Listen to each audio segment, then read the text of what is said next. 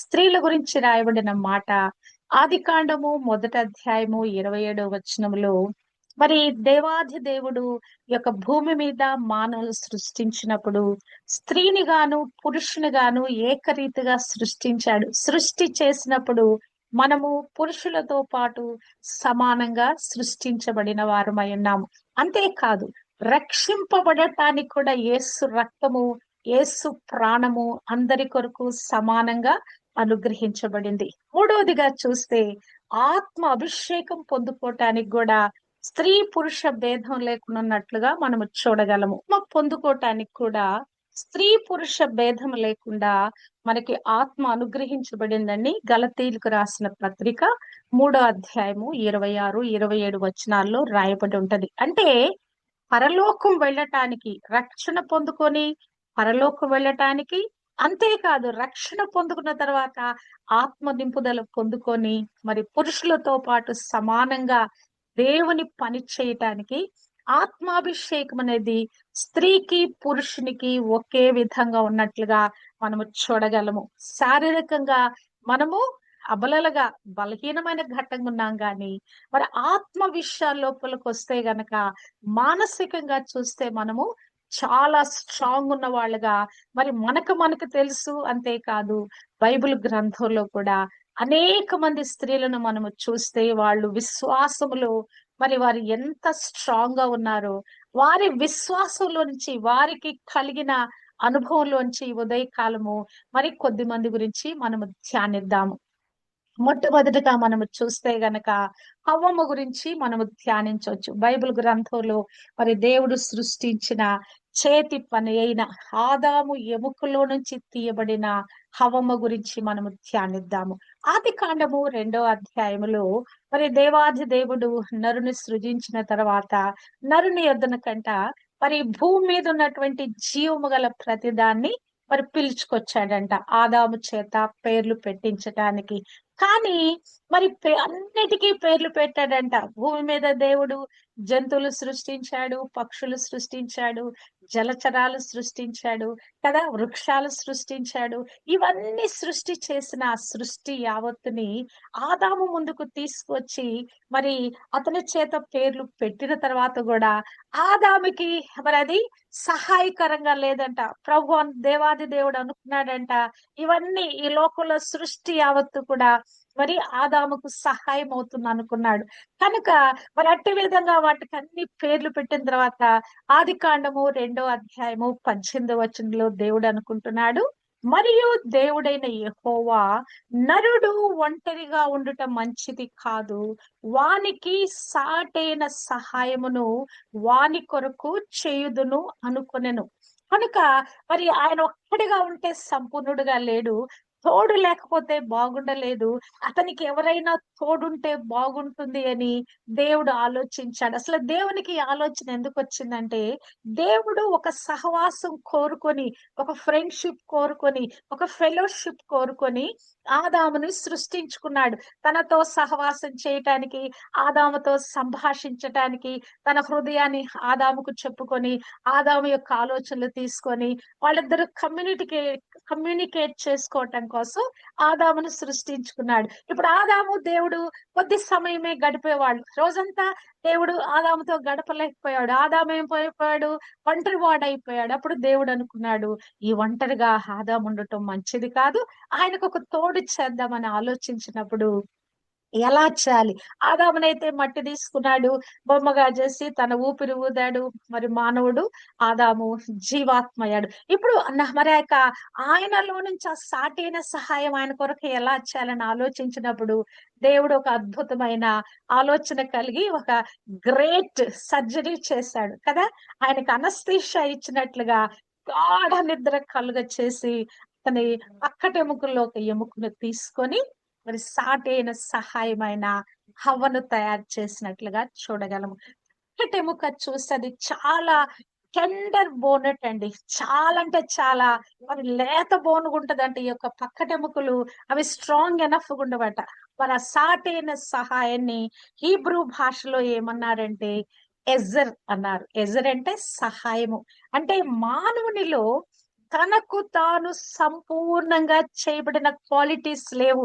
బుద్ధి బలంలో కానీ, ఆ జీవిత విధానాన్ని నడిపించుకోవటానికి అతనిలో సంపూర్ణత లేదు. అతనిలో ఏదో కొరతుంది.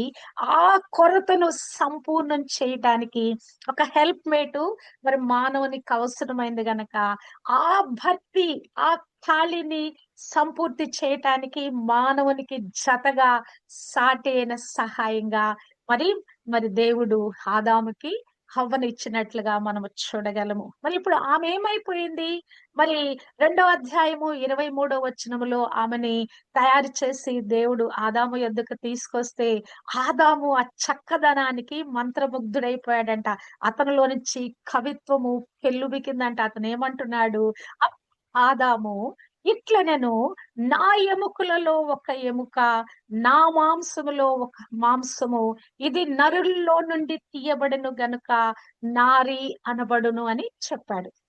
ఆయన అవ్వను చూడగానే ఆ యొక్క అందానికి అసలు ఆయన తన్మయుడైపోయి ఆయన కవిత్వం పలికాడంట. ఈమె నారి నాలో నుంచి, నరుడైన నాలోంచి తీయబడింది గనక నా మాంసములో మాంసము, నా ఎముకలో ఎముకని ఆయన మరి ఆమెకి నారి అని పేరు పెట్టాడంట. అంటే మరి మానవునికి తోడు ఎక్కడి నుంచి వచ్చిందంటే, ఎక్కడో తలలో నుంచి తీయలేదు, కాలులో నుంచి తీయలేదు. కానీ హృదయ భాగములో నుంచి, మన యొక్క శరీరం యొక్క మధ్యస్థ భాగములో నుంచి, గుండె భాగములో నుంచి, ఆ పక్కటెముకలో నుంచి దేవుడు స్త్రీని చేసినట్లుగా చూడగలం. అంటే ఇద్దరు కూడా సమానంగా ఉన్నారు. ఒకే హృదయము, ఒకే ఆలోచన, ఒకే తాత్పర్యము కలిగి ఒకే విధంగా జీవించాలని అక్కడ రాయబడిన మాటను చూస్తే గనక, మరి ఆ యొక్క ఆదాము తన తల్లిదండ్రులను విడిచి ఏం చేయాలంట మానవుడు?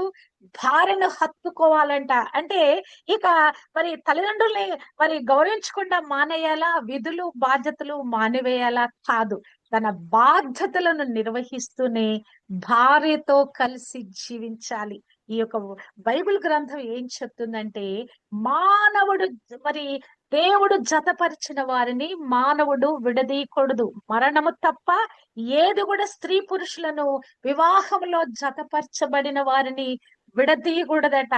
ఎవరు విడదీయకూడదు? వారికై వారు విడిపోకుండా యొక్క వివాహ బంధాన్ని, ఈ దాంపత్య బంధాన్ని దేవుడు నిర్ణయించి పెట్టాడు. హల్లెలూయా!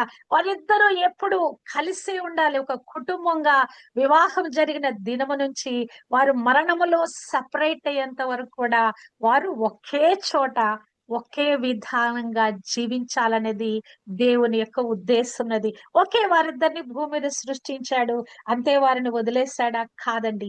వారికి ఒక గ్రేటెస్ట్ బ్లెస్సింగ్ ఇచ్చాడు. ఏంటది?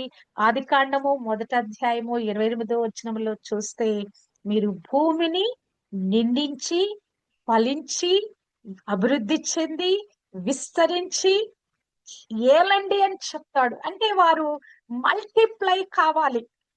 వారిద్దరూ ఎప్పటికీ అలా ఉండటానికి వీలు లేదు. వారు అభివృద్ధి చెందాలి. వారి గర్భఫలములో అభివృద్ధి చెందాలి. అంతేకాదు, ఆర్థికంగా అభివృద్ధి చెందాలి, ఆత్మలో అభివృద్ధి చెందాలి, ఆ ఆరోగ్యంలో అభివృద్ధి చెందాలి. అన్ని విషయాల్లో వర్ధిల్లాలన్నది దేవుని యొక్క ఉద్దేశమైనట్లుగా మనము గమనించగలము. ఇప్పుడు ఇప్పుడు ఈ యొక్క మరి వీరిద్దరు కలిసి ఏమైపోయారు? భార్యాభర్తలుగా జతపరచబడ్డారు. మరి వారిద్దరూ ఒకటిగా చేయబడినప్పుడు వారు శారీరకంగా ఏమైపోయింది? ఆమె గర్భవతి అయి మరి ఒక కుమారుని కందంట. ఆదికాండము 4:1 ఆమె మాట్లాడుతుంది, హవ్వ మాట్లాడుతుంది. ఆమె గర్భవతి అయి కయీనును కని, యెహోవా వలన నేనొక మనిషిని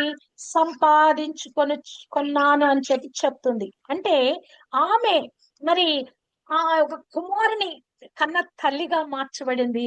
అక్కడ ఆమె ఏం చెప్తుందంటే, నా సొంత మరి ఏదో ప్రయాసను బట్టో, నా సొంత కష్టాన్ని బట్టో కాదు గాని, దేవుని దయ వలన నేనొక కుమారుని, ఒక మనుషుని ఈ భూమి మీద సంపాదించుకున్నానని మాట్లాడుతుంది. తర్వాత మరి ఆ కయీను హేబేలుకు గొడవ రావటం, హేబేలు చనిపోవటం, చనిపోయిన తర్వాత 4వ అధ్యాయంలో 25వ వచనంలో మరలా వరకు ఒక కుమారుడు పుడతాడు.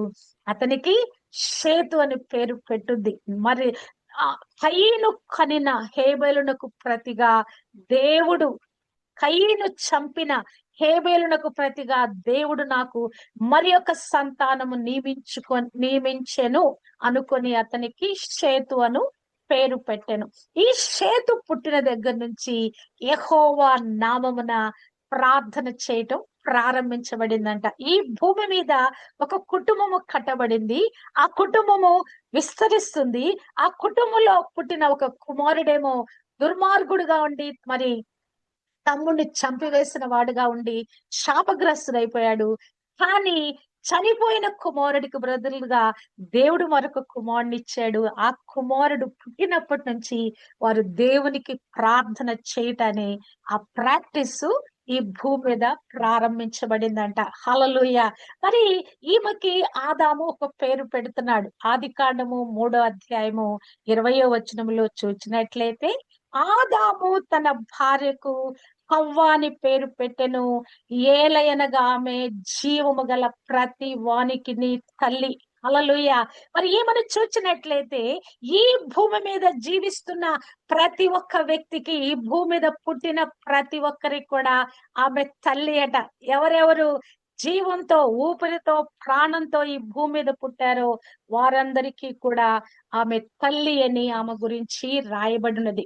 కాకపోతే ఈ హవ్వకున్నటువంటి ఆ బలహీనత ఏం చేసిందంటే ఆమెను పాపములో పడవేసింది. అంటే స్త్రీకి సహజంగా ఉండే నేత్రాశ, శరీరాశ, జీవపు డంబాలు ఏం చేసినాయి అంటే ఆమెను అపరాధంలో, పాపములో, మోసములోకి వెళ్ళినట్లుగా చూడగలము. ఇవాళ రేపు మనము చూసినట్లయితే ఆడవాళ్ళు ఈ మగవాళ్ళ మాటలకి కదా, ఈ ప్రేమలో విఫలమైనప్పుడు, లేకుంటే ఈ లోకంలో మోసాలు జరుగుతున్నప్పుడు అనేక మంది ఆ పిల్లలు, ఆడపిల్లలు ఎందుకు అన్యాయం అయిపోతున్నారంటే ఈలాగున హవ్వవలే మరి తేలికగా మోసపరచబడి అట్టి విధంగా మరి వారు అన్యాయం అయిపోతున్నారు. మగవాడి చెప్పే మాయ మాటలకు అట్టి విధంగా మోసపోవటానికి ఆరిజిన్ ఎవరని మనం చూస్తే గనక హవ్వమైనది. అంటే ఆ చెప్పుడు మాటలను ఆమె త్వరగా మరి ఆ చెప్పుడు మాటలకు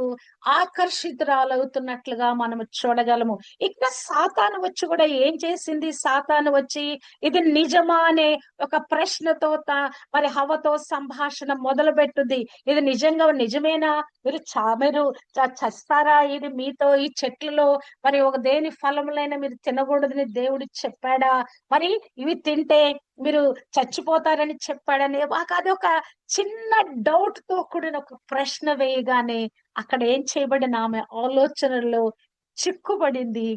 దేవుడు చెప్పిన మాట కూడా విస్మరించేలాగా ఆమె మెస్మరైజ్ చేయబడింది. అంటే లోకంలో దుష్టుడైన సాతాను ఏం చేస్తున్నాడంటే మానవులను ఏమారుస్తున్నాడు. వాడు ఒక్కొక్కరిని కూడా వాడు ఏమారుస్తున్నాడు. ఏదో ఒక విధంగా వాడు ట్రాప్ లో వేసుకోవటానికి. హబక్కూకు 1వ అధ్యాయంలో ఏమి రాయబడ్డదంటే ముందు వాడు ఒక గాలం వేస్తాడంట మానవులకి, తర్వాత ఉరి వడ్డుతాడంట, దానికి కూడా పడకపోతే ఏకంగా వల వేసేస్తాడంట. అంటే ఈ లోకములో ఏదో ఒక పాపములో, ప్రలోభంలో పడిపోవటానికి దుష్టుడైన సాతాను ఏదో ఒక విధంగా మనని పాపములో పడవేసేటువంటి ఆ కుయుక్తులు, ఆ కుతంత్రాలు, ఆ కపటము, మోసముతో వాడు మన మీద ఎరవేయటానికి ప్రయత్నిస్తాడు. అక్కడే మనము వివేకంగా ఉండాలి. ఇక్కడ ఏమి చేసింది ఈమె? అది చెప్పిన మాటలన్నిటినీ విన్నది. దేవుడు చెప్పిన మాటను మరిచిపోయి పాపానికి ఆమె హేతువుగా మారినట్లుగా మనము చూడగలము. ఆమె గురించి రాయబడిన మాట కొరింథీయులకు రాసిన పత్రిక 2వ అధ్యాయము 11:3లో పౌలు భక్తుడు అంటాడు, సర్పము తన కుయుక్తి చేత హవ్వను మోసపరిచినట్లు మీ మనస్సులను చెరుపబడి క్రీస్తు ఎడలనున్న సరళత నుండి, పవిత్రత నుండి తొలగిపోతురేమో అని భయపడుచున్నాను. హల్లెలూయా. ఏం చేయబడిందంటావే? తేలికగా మోసపరచబడిపోయింది. ఆ మనస్సు చెరపబడిపోయింది. ఆమె దేవునిలో నుంచి సపరేట్ అయిపోయింది. పాపం ఏం చేస్తుంది? మానవుని దేవుని నుంచి సపరేట్ చేస్తుంది. అసలు వాళ్ళు చేసిన పాపం ఏంటి? ఆజ్ఞాతిక్రమమే పాపము. దేవుడు ఒక మాట చెప్పాడు, మీరు ఈ యొక్క వృక్ష ఫలములలో దేనిని తినకూడదు అని 2 వృక్షాలు చూపించి, వీటిని తినకూడదు, తిన్న దినాన మీరు చస్తారని ఖండితంగా ఆజ్ఞాపించాడు. వారు ఆజ్ఞను బేఖాతరు చేశారు. ఆజ్ఞను అతిక్రమించారు. ఆజ్ఞను అతిక్రమించుటే పాపము సంక్రమించుటకు కారణమైంది. ఇక్కడ ఆవు చేసిన పని నిజంగా ఈ లోకం యావత్తు మీదకి కూడా పాపము ప్రవేశించడానికి ఆమెక ఒక తలుపు తెరిచి వేసింది. అక్కడ నుంచి కూడా ఈ యొక్క లోకమంతా కూడా మరి దుష్టుని చేతులకు వెళ్ళిపోయింది. ఆదాము మరి అవ్వ యొక్క మాటలు విని ఆమె ఇచ్చిన పండు తిని ఆయన కూడా అపరాధంలో పాపములో పడిపోయాడు. ఇద్దరు కలిసి ఏదైనా తోట నుండి బయటికి వెళ్ళగొట్టబడ్డారు. అంటే సాటి అయిన స్త్రీగా ఇవ్వబడిన ఈ స్త్రీ ఏం చేసిందంటే ఆదాముకు మేలు చేయబోట కంటే కూడా కీడు చేసినట్లుగా మనము చూడగలము. అవునా కదా? స్త్రీని దేవుడు ఎందుకు ఇచ్చాడు? భార్య దొరికిన వానికి మేలు దొరికెను అని సామెతల గ్రంథం చెప్తోంది. ఎవరైనా గాని పెళ్లి చేసుకున్నాడు అంటే ఒక పురుషుడికి, ఒక వరుడికి ఒక స్త్రీ వధువుగా భార్యగా ఇవ్వబడిందంటే ఒక మేలు యాడవుద్ది అతని జీవితంలో. మేల్ గుడ్ థింగ్స్, మరి గుడ్ టైడింగ్స్ యాడ్ కావాలనేది దేవుని యొక్క ఉద్దేశం అన్నది. కానీ ఇక్కడ ఏం చేసిందంటే మరి ఆమె కీడులో పడిపోయి ఆదామును కూడా మరి ఆ కీడులోకి, పాపములోకి కదా, ఆ యొక్క దేవుని సన్నిధిలోంచి వెళ్ళగొట్టబడే స్థితిలోకి తీసుకొని వచ్చింది కదా. ఈలాగున హవ్వమ్మ వలె మనం ఎవరు కూడా ఉండకూడదని మరి దేవుడు కోరుకుంటున్నాడు. అంటే ఏ వాక్యము మనకి సెలవివ్వబడుతుందో, ఏ యొక్క విశ్వాసంలో మనలో పునాది వేయబడుతుందో ఆ పునాదిలో మనము కొనసాగాలే గాని క్రొత్త క్రొత్త వాటి వైపు మనం ఆకర్షించబడకూడదు. దేవుని వాక్యము ఉన్నది ఉన్నట్లుగా మనము తీసుకొని దేవుని కొరకైన పాత్రలుగా మనము జీవించాలి. దినదినానికి మన ప్రార్థన జీవితాన్ని డెవలప్ చేసుకోవాలి, విశ్వాసాన్ని డెవలప్ చేసుకోవాలి, ఆత్మ లోతులోకి మనం వెళ్ళగలుగుతూ ఉండాలి, ఆత్మాభిషేకాన్ని ఇనుమడించుకుంటూ ఉండాలి. దేవుని పొలములో ఏ మేరలో మనకు పెడితే ఆ మేరలో కష్టపడి పని చేసేవారు ఉండాలని దేవుడు మన ఎడల ఉద్దేశము కలిగి ఉన్నాడు.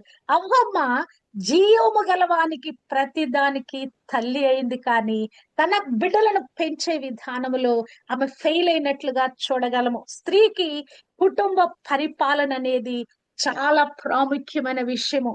పుట్టిన పిల్లలలో వారిని వారి యొక్క సామరస్యతలో, ఒక సాత్వికంలో, ఒక అనుబంధంలో, అన్నదమ్ముల అక్క చెల్లెల అనుబంధంలో బిడ్డలను మరి పెంచబద్దులమై ఉన్నాం.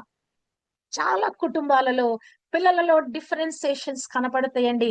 తల్లి ఒకరిని ప్రేమిస్తుంది, మరి తండ్రి ఒకరిని ప్రేమిస్తాడు. ప్రేమించినప్పుడు చిన్ననాటి నుండే వారి మధ్య శత్రుత్వము, వారి మధ్య విభేదాలు వస్తాయి. అసలు కయ్యనుకు అసలు అంత కోపం రావటానికి కారణం ఏంటి?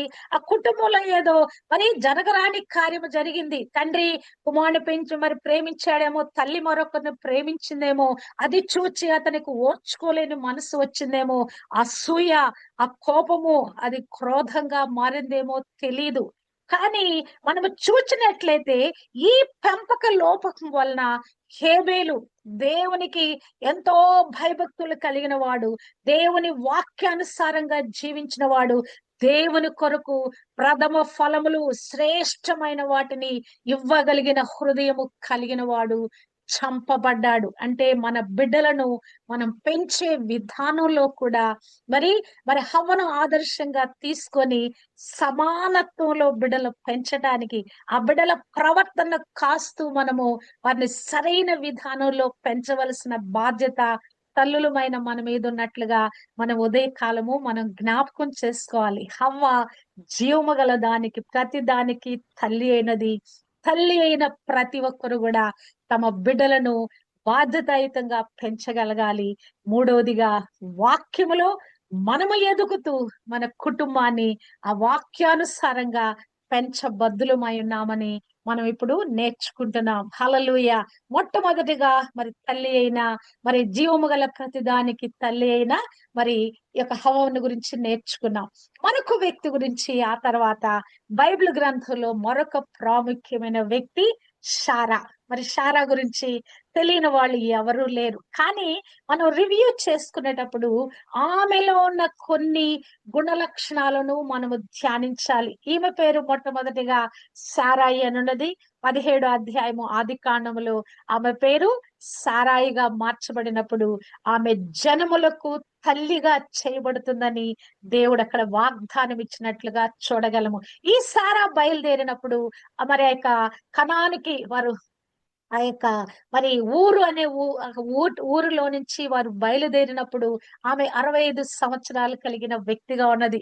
మరి అబ్రహాము ఆమెను వెంట పెట్టుకొని బయలుదేరి వస్తున్నప్పుడు ఆమె కూడా ఎక్కడికి వెళుతున్నాం, ఏం చేస్తున్నాం అనేది కూడా ఆమె అడగలేదు. అబ్రహాం ఒక్కడే విశ్వాసులకు తండ్రి, విశ్వాస వీరుడని మనం చెప్పుకుంటాం గాని భార్య యొక్క సహకారం లేకుండా ఏ భర్త కూడా మరి ప్రామినెంట్ వ్యక్తి కాడండి. అవునా కదా? లోకంలో ఒక సేయింగ్ ఉంది.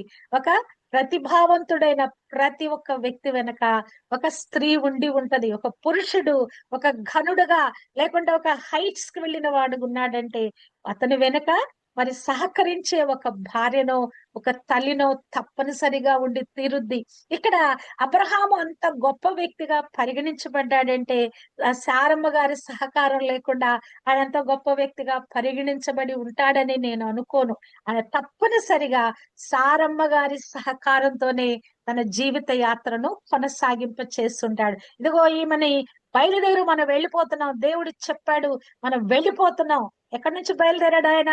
తన తండ్రి ఇంటి నుంచి, తన ఉన్న ఊరిలో నుంచి, తన దేశంలో నుంచి, తన బంధువుల్లో నుంచి ఆయన బయలుదేరి దేవుడు ఎక్కడికో వెళ్ళమని చెప్పాడు. ఎక్కడికి వెళ్ళమని కూడా, ఎక్కడికి వెళ్ళాలో కూడా తెలియని ప్రదేశానికి వెళ్ళాడంటే ఆయన వెంట ఎవరు వెళ్ళారండి?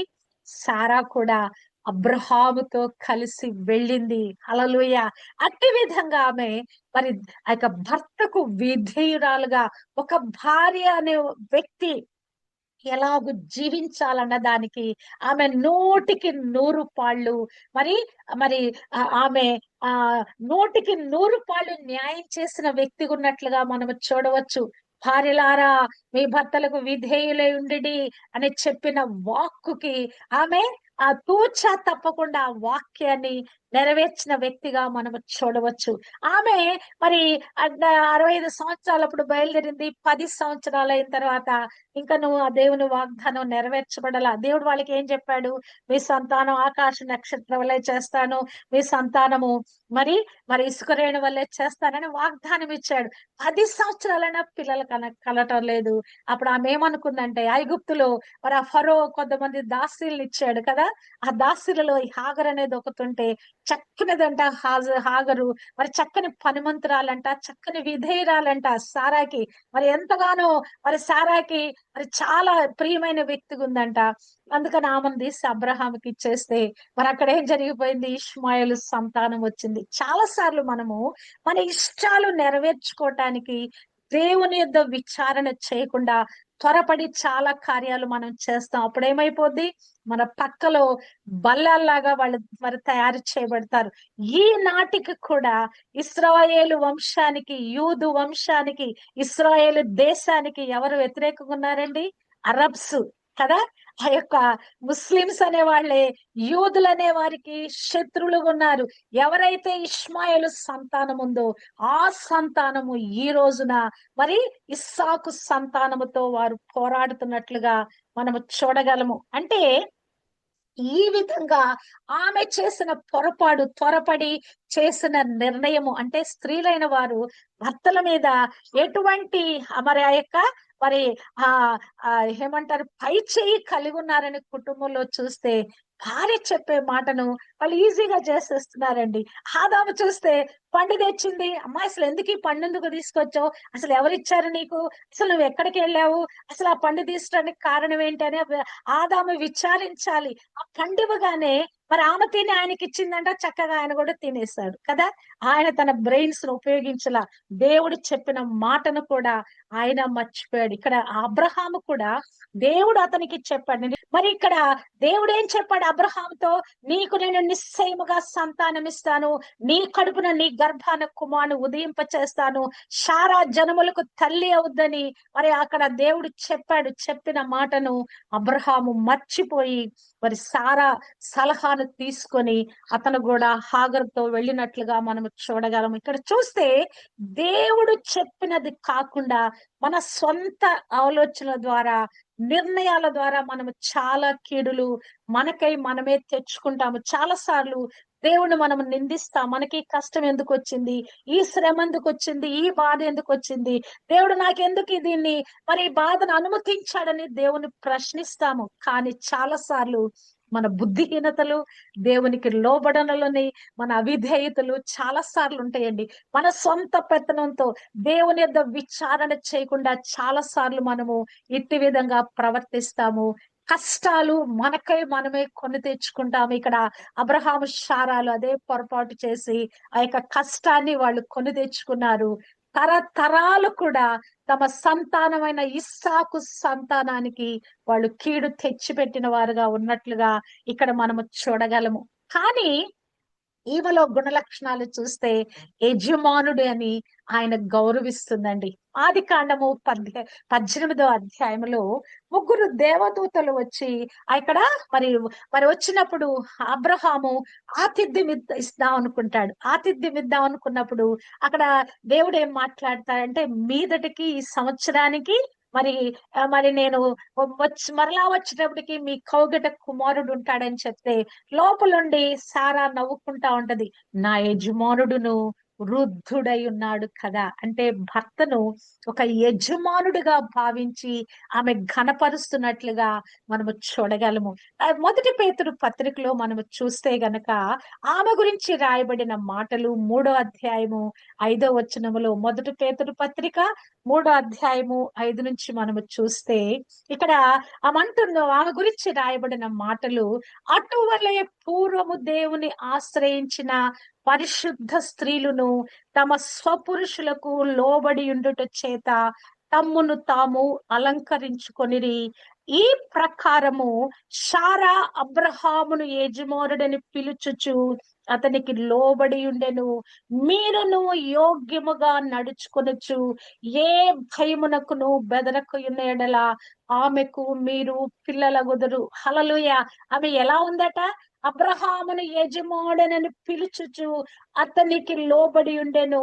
తమ స్వపురుషులకు లోబడి ఉండుట చేత తమ్మును తాము అలంకరించుకుని. ఎవరు వాళ్ళు? దేవుని ఆశ్రయించిన పరిశుద్ధ స్త్రీలు. ఈ దినము నీవు నేను దేవునిని ఆశ్రయించిన పరిశుద్ధ స్త్రీగా నువ్వు కొనసాగాలంటే చేయవలసిన పని ఏంటంటే, మనము ఎవరికి భారీగా ఇవ్వబడ్డామో వారికి మనము విధేయురాండ్రమై యజమానుడిగా భావించి వారితో మనము కాపురము చేయబద్దులమైన. కానీ ఇవాళ రేపు ఏమైపోయిందండి? సీన్ అంతా రివర్స్ అయిపోయింది. ఒకప్పుడు భర్త గారు చెప్పినట్లుగా భార్య వినేది. మరి ఇప్పుడు ఏమైపోయిందంటే భార్య కూర్చోమంటే కూర్చోవలసి వస్తుంది, లేవమంటే లేవలసిన పరిస్థితులు వస్తున్నాయి కదా. స్త్రీలు మరి ఇప్పుడు ఇండిపెండెన్స్ ఎక్కువగా పొందుకున్నారు, ఫెమినైజం లోకి వెళ్ళిపోతున్నారు. మేము పురుషులతో పాటు కంటే కూడా ఎక్కువ అని ఫీల్ అవుతున్నారు. సమానం అనుకుంటే పర్వాలా, స్త్రీని పురుషుని దేవుడు సమానంగా చేశాడు. ఈక్వల్ గా ఒకటే తెలివితేటలు, బుద్ధి అవన్నీ ఒకటి ఇచ్చాడు. కానీ దీనిని మించి వెళుతా ఉన్నారు. అక్కడ ఏమైపోయిందంటే క్రమము తప్పిపోతా ఉంది, అక్రమము జీవితాల్లో ప్రవేశించింది. ఇంబ్యాలెన్స్ అయిపోయి కుటుంబ దాంపత్య జీవితాలన్నీ కూడా చెల్లా చెదరైపోతున్నాయి కదా. ప్రేమతో, లాలిత్యంతో కదా మరి ఆ కనికరం గల హృదయంతో, మరి క్షమా హృదయంతో ఆ కుటుంబంలో మరి లోబడి మరి విధేయతో జీవించాల్సినటువంటి భార్య ఈ దినం ఒక తిరుగుబాటుతనముతో, ఒక పెత్తనము చేసే విధానములో, ఒక అహంకారము, అతిశయము, గర్వముతో నడుచుకుంటున్నట్లుగా చాలా మంది క్రైస్తవ స్త్రీలను మనము చూడగలమండి. కనుక ఈ ఉదయకాలము దేవుడు మనతో ఏం మాట్లాడుతున్నాడంటే, పూర్వము దేవుని ఆశ్రయించిన పరిశుద్ధ స్త్రీలు తమ కుటుంబ జీవనములో తమ భర్తతో జీవించే ఆ దాంపత్య జీవితంలో, కుటుంబ జీవితంలో ఎలాగున జీవించారో వారి మాదిరిలో, వారి అడుగు జాడలలో మనము నడవలనని పరిశుద్ధాత్మ దేవుడు మనతో మాట్లాడుతున్నాడు. హల్లెలూయా. ఇంకనూ మనము ఆమెలో ఒక గొప్ప క్వాలిటీ ఏంటంటే, ఆమె 89 సంవత్సరాలప్పుడు 3 మానికల పిండిని రొట్టెలు తయారు చేసి అప్పటికప్పుడు ఇమ్మీడియట్ గా అందించింది కదా. ఆ ముగ్గురు దేవదూతలు వచ్చినప్పుడు 18వ అధ్యాయం ఆదికాండములో మరి సారా దగ్గరికి మరి అబ్రహాము హడావుడిబడి వెళ్తాడు. వెళ్ళి ఏం చేస్తాడు? ఒక 3 మానికల 18వ అధ్యాయము 6వ వచనము. అబ్రహాము గుడారములోనున్న శారా యొద్దకు త్వరగా వెళ్ళి, నీవు త్వరపడి 3 మానికల మెత్తని పిండి తెచ్చి పిసికి రొట్టెలు చేయమని చెప్పెను. ఏం చేయాలంట? త్వరపడి. ఎన్ని సంవత్సరాలండి? నువ్వు తయారు చేయించు అనే మాట అక్కడ అబ్రహాము చెప్పడం లేదు. పనికత్తలు ఉండుంటారు, వారితో నువ్వు తయారు చేయించమని చెప్పట్లా. నువ్వు త్వరగా వెళ్ళి నీవు త్వరపడి 3 మానికల మెత్తని పిండి తెచ్చి పిసికి రొట్టెలు చేయమని చెప్తే ఆమె ఇమీడియట్ గా సిద్ధపరిచి పెట్టిందండి. అబ్బా, అసలు దిస్ ఈస్ ద వండర్ఫుల్ మరి నేచర్ ఆఫ్ సారా. అంటే పని చేయటానికి ఏ వయసులో కూడా ఆమె వెనుక తీయటం లేదు. హెబ్రీ స్త్రీలట చురుకైన వారు, పనిమంతులు కదా. మనము కూడా క్రైస్తవ స్త్రీలమైన మనము పని చేయటములో ఎన్నడూ కూడా వెనకాడకూడదండి. హెబ్రీ పత్రికలో 13వ అధ్యాయంలో రాయబడి ఉంటది, కొందరు తెలియకే దేవదూతలకు ఆతిథ్యం ఇచ్చితిరి కదా. ప్రభు కూడా 24వ అధ్యాయము మత్తయి సువార్తలో అంటాడు, ఓ నాకు తండ్రి చేత ఆశీర్వదించబడిన వారలారా, కుడి చేతి వైపున్న వారిని చూచి మాట్లాడుతున్నారు, ఇదిగో భూమి పుట్టక ముందు నుంచి మీ కొరకు సిద్ధపరచబడిన రాజ్యాన్ని మీరు స్వతంత్రించుకోండి. ఎలా స్వతంత్రించుకోవాలి? ఇదిగో నేను ఆకలిగొంటిని, నాకు భోజనం పెట్టారు, నేను దప్పిగొంటిని, నాకు దాహం ఇచ్చారు కదా. దేవుని యందలి భయభక్తులు కలిగిన మనమేం చేస్తామంటే, లేని వారికి, దిక్కులేని వారికి కదా, ఆకలితో అలమటిస్తున్న వారికి, దాహం కొన్న వారికి మనము సహాయం చేయ బద్దులమైన మన కుటుంబ బాధ్యతలో కూడా ఇంట్లో ఉన్న ప్రతి ఒక్కరు కూడా ఆహారము, రుచికరమైన ఆహారము సిద్ధపరచవలసిన వారమై ఉన్నాం. బాధ్యతతో, ప్రేమతో వండటం ఒక ఎత్తు, దాన్ని వడ్డించడం ఒక ఎత్తు, ప్రతి ఒక్కరూ తృప్తిగా తిన్నారా లేదా అని చూడటం ఒక ఎత్తు, సమయానికి మన వంట చేసి పెట్టామన్నది అదొక ఎత్తు. అంతేకాదు, మన ఇంటికి వచ్చే వారిని కూడా, అతిథులను కూడా దేవదూతలుగా మనము గౌరవించాలి. తెలియకే కొందరు ఇంటికి వచ్చిన ఆతిథ్యం ఇచ్చిన వారినట, వారిలో దేవదూతలు ఉన్నారంట. హల్లెలూయా. ఏమో చూడండి, 89 సంవత్సరాలలో అద్భుతమైన వంట చేసి పెడతా ఉన్నది. నీవు నేను కూడా మరి యొక్క గృహానికి ఆహారం అందించటలో 31వ అధ్యాయము సామెతల గ్రంథంలో ఒక గుణవతి అయిన భార్య గురించి రాయబడింది. ఆమె వేకుని లేచి తన ఇంటి వారికి ఆహారము సిద్ధపరుస్తుందట. మరి మనలో సోమరిపోతులు, నిద్రపోతులు కదా, మరి బద్ధకస్తులనే వారు స్త్రీలలో, క్రైస్తవ స్త్రీలలో ఎన్నటెన్నటికి ఉండకూడదండి. ఎల్లప్పుడూ కూడా మనము మరి ఆ యొక్క పనిలో నిష్ణాతులైన వారు ఉండాలని దేవుడు కోరుకుంటున్నాడు. మరలా ఆమెలో మరొక క్వాలిటీ చూస్తే, విశ్వాసమును గురించి క్వాలిటీ హెబ్రీ పత్రికలో ఆమె గురించి ఆ విశ్వాస వీరుల జాబితాలో రాయబడింది. అప్పుడే దేవుడు మరి ఆ యొక్క మరి మీదటికి కుమారుడు పుడతాడంటే అక్కడ సారా నవ్వుకుంటా ఉంటది. కానీ అక్కడ దేవుడు ఒక మాట ఏం చెప్తాడంటే, యెహోవాకు అసాధ్యమనేది కలదా, నువ్వెందుకు నవ్వుతున్నావు, నువ్వెందుకు నమ్మటం లేదని ఆమెను ప్రశ్నించినప్పుడు ఆమెలో ఒక రోషం వచ్చిందండి. ఆ రోషముతో ఒక పట్టుదల వచ్చింది. ఆ పట్టుదలలో నుంచి ఆ విశ్వాసము జనించింది. హెబ్రీయులకు రాసిన పత్రిక 11వ అధ్యాయము 11వ వచనంలో చూస్తే, విశ్వాసమును బట్టి సారాయు వాగ్దానము చేసిన వాడు నమ్మదగిన వాడిని ఎంచుకొనెను గనుక తాను వయస్సు గతించినదైనను గర్భము ధరించుటకు శక్తి పొందెను. అందుచేత మృతతుల్యుడైన ఆ యొక్కన నుండి సంఖ్యకు ఆకాశ నక్షత్రముల వలెను సముద్ర తీరమందలి లెక్కింప శక్యము కాని ఇసుక వలెను సంతానము కలిగెను. హల్లెలూయా కదా. అవేమి నమ్మిందట? వాగ్దానము చేసిన వాడు నమ్మదగిన వాడని ఎంచుకొనెను గనక. ఇప్పుడు ఆ వయసు ఏంటండి?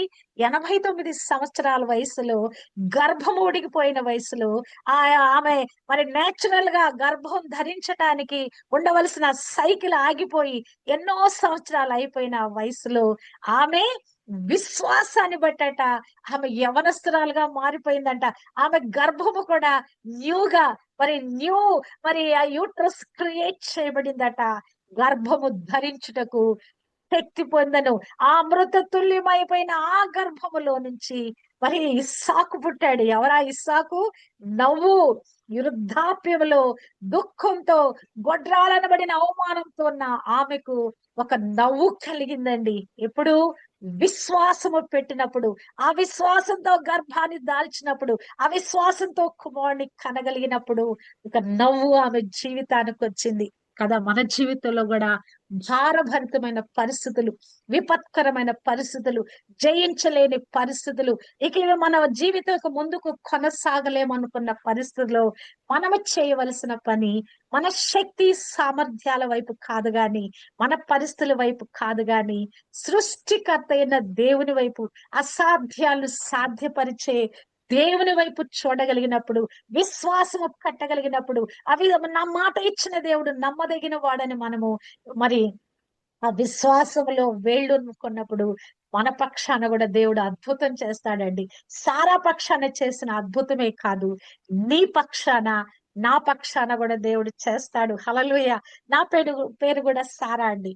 అయితే దేవుడు మరి నాకు నా పేరు గురించి ప్రత్యక్షత నాకు 99 లో నాకు దేవుడు అనుగ్రహింప చేశాడు. అప్పటి వరకు నా పేరు సారానే అందరూ పిలుస్తున్నారు. నా పేరు ఏదంటే నేను చెప్పుకుంటున్నాను. కానీ ఈ సారా అనే పేరులో ఉన్న ప్రత్యేకత గురించి దేవుడు నాతో మాట్లాడినప్పుడు నా ఆత్మీయ ముఖ దర్శనం మారిపోయింది. నా ఆత్మలో నేను బలం పుంజుకున్నాను. నా ఆత్మలో నేను ఒక ప్రత్యేకమైన వ్యక్తిగా అయిపోయాను. నా పిలుపునేంటో నేను గ్రహించాను.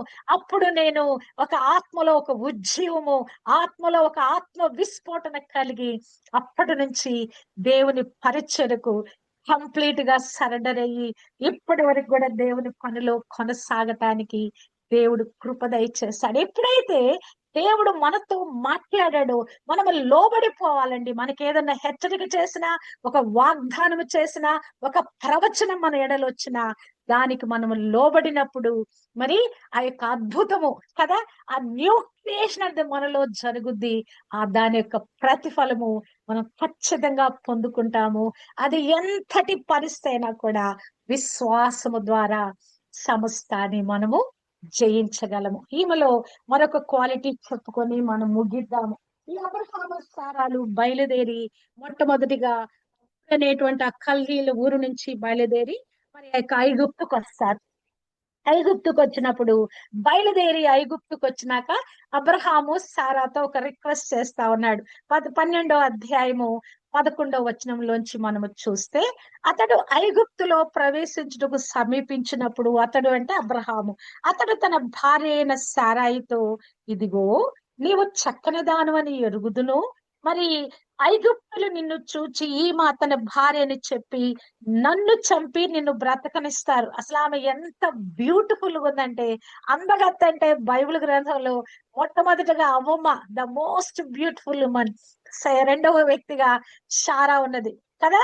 90 సంవత్సరాలప్పుడు కూడా ఆమెలో అందము చెక్కు చెదరలేదండి. ఇక్కడ ఈమెతో మాట్లాడుతున్నాడు. అమ్మా, నువ్వు చాలా అందగత్తెవని నాకు తెలుసు. మరి నువ్వు చక్కని దానివి. మనం వెళ్ళిన ప్రతి చోట నువ్వు నీ చక్కదనాన్ని చూసి జనాలు నిన్ను ఎత్తుకుపోతారు.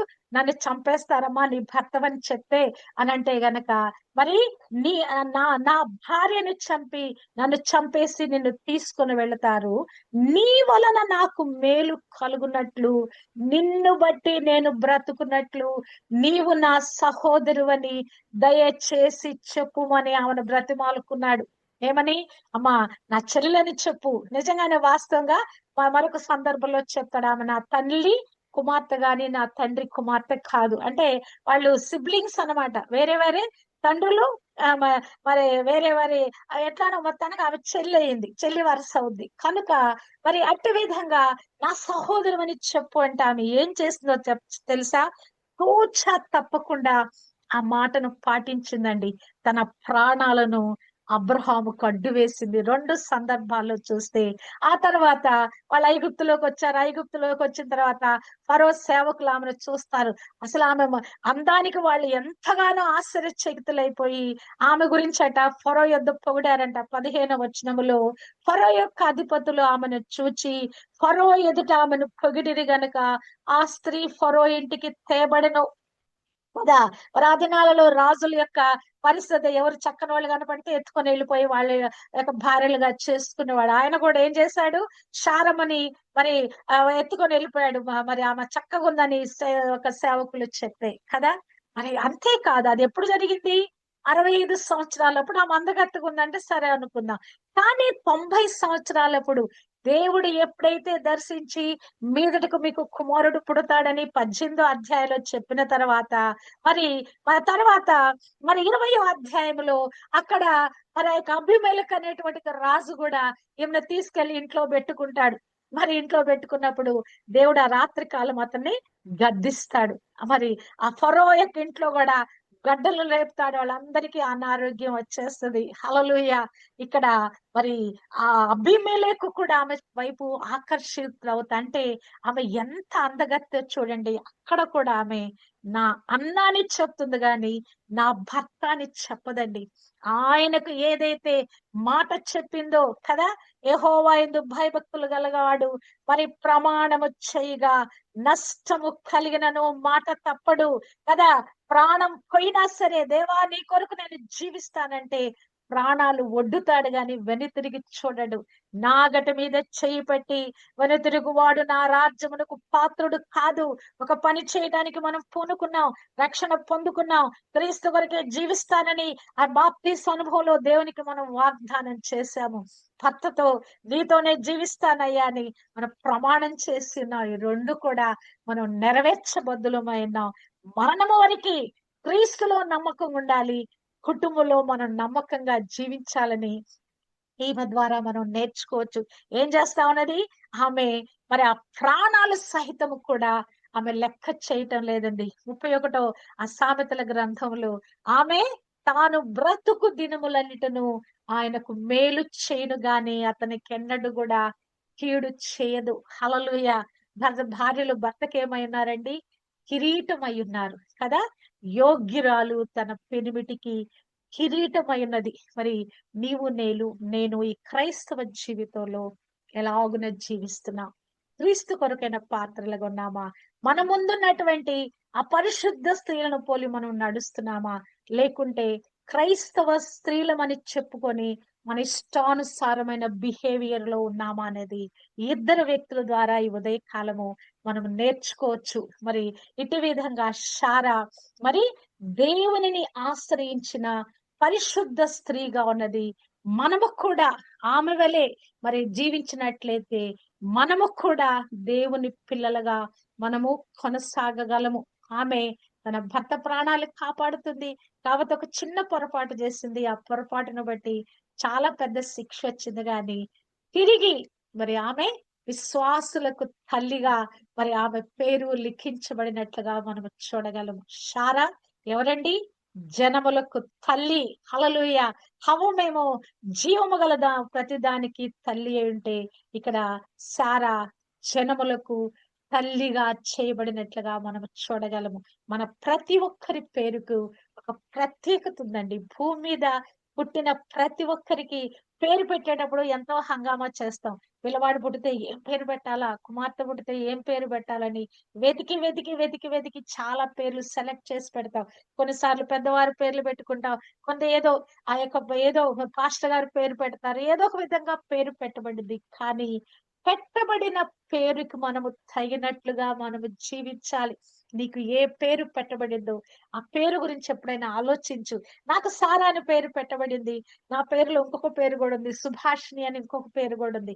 కానీ నేనెప్పుడు కూడా ఆ పేరు చెప్పుకోవడానికి ఇష్టపడను. సుభాషిణి అనే పేరు చెప్పుకోవడానికి నేను ఇష్టపడను. ఎప్పుడు ఎవరడిగినా కూడా సారా అని పిలుస్తారు. ఇంట్లో మాత్రం సుభాషిణి అని పిలుస్తారు.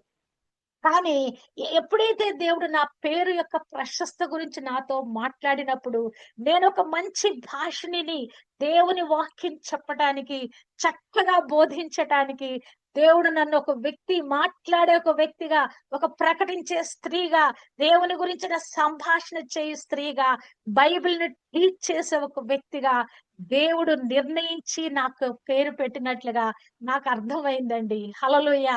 మన ప్రతి పేరుకి ఒక చక్కని అర్థం ఉన్నది. పేరుకు తగినట్లుగా మనము జీవించాలి. క్రైస్తవ స్త్రీకి తగినట్లుగా మన భయభక్తులతో మనము జీవించాలి. ఆ గుణవతి అయిన భార్య గురించిన లక్షణాలు గనక మనం చదవగలిగితే, అట్టి ఆ భయభక్తులు కలిగిన స్త్రీ కొనియాడబడును. ఆమె పనులు ఆమెను కొనియాడుతాయి. అంతేగాదు ఆమెకు గొప్ప ప్రతిఫలము అనుగ్రహించబడును. కనుక అట్టి విధంగా మరి స్త్రీలమైన మనము, క్రైస్తవ స్త్రీలమైన మనము, దేవుని పోలికలో సృజించబడిన మనము, ఆత్మచేత నింపబడిన మనము, కృపావరములో ఈ జీవం అనే కృపావరములో మరి భర్తలతో పాటుగా, పురుషులతో పాటుగా సమాన పాలిభాగస్థులమైన మనము, మనకివ్వబడిన ప్రతి బాధ్యతలో బాధ్యతాయుతంగా కొనసాగుదుము గాక. ఈ బైబిల్ గ్రంథంలో రాయబడిన స్త్రీలలో ఎవరెవరిలో ఏ అవలక్షణాలున్నాయో, ఏ చెడ్డ లక్షణాలున్నాయో వాటిని విడిచిపెట్టి వారిలో ఉన్న మంచి లక్షణాలను మన జీవితానికి ఆపాదించుకొని వాటిని మన జీవితంలో మనం ఫాలో అప్ చేస్తూ పరిశుద్ధ స్త్రీల వరుసలో అవిశ్వాస వీరుల జాబితాలో మన పేర్లు కూడా ఉండునట్లుగా మన ఆత్మీయ యాత్ర కొనసాగుదుము గాక. మరణము వరకు, ఆఖరి శ్వాస వరకు దేవుని కొరకు మనము జీవించుదుము గాక. మన పేరుకు తగినట్లుగా సార్థక నామధేయురాండ్రులుగా మనము జీవించుదుము గాక. దేవుని పొలములో మనకివ్వబడిన మేరలో ఇవ్వబడిన తలాంతులు, వరాలను వాడుతూ మరి దేవుని రాజ్యములోకి అనేక మందిని తోడుకొని వచ్చుటకు, అనేక ఆత్మలు సంపాదించుట కంటే కూడా మన కుటుంబాన్ని సంపాదించుకొని వారందరినీ రక్షణలోకి నడిపించి, అందరినీ ఆత్మలో సిద్ధపరిచి, రాకడ కొరకు సిద్ధపరిచి, మనం కుటుంబాలుగా రాకడలో ఎత్తబడే గుంపులో ఉండటానికి దేవుడు మనందరికీ కృప దయచేయును గాక. ఎవరెవరు ఈ యొక్క దినము కూడికలో పాల్గొని ఈ వర్తమానం విన్నారో వారందరిలో దేవుడు తన ఆత్మకార్యము జరిగించును గాక. మరి యొక్క ఆశీర్వాదాలు, ఈ దేవుని దీవెనలు, అభిషేకము, మెండైన అభిషేకము, కొలతనైన ఆత్మ, కొరతలేని సమృద్ధి దేవుడు మీ కుటుంబాల మీద కుమ్మరింప చేయును గాక. నిరీక్షణ యొక్క కుటుంబము, పరిచర్య నానాటికి విస్తరించును గాక, వ్యాపింప చేయును గాక. కుమార్తె తనలో ఉన్న కృపావరాలు, తలాంతులు ఇంకనూ వెలికి తీసి దేవుని రాజ్య వ్యాప్తిలో బలమైన సాధనంగా వాడబడును గాక. దేవుడు నాకు ఇచ్చిన కృప కొరకే దేవాది దేవునికి కృతజ్ఞతాస్తుతులు చెల్లిస్తూ నా ఈ వర్తమానాన్ని నేను ముగిస్తున్నాను. దేవునికే మహిమ కలుగును గాక. ఆమేన్.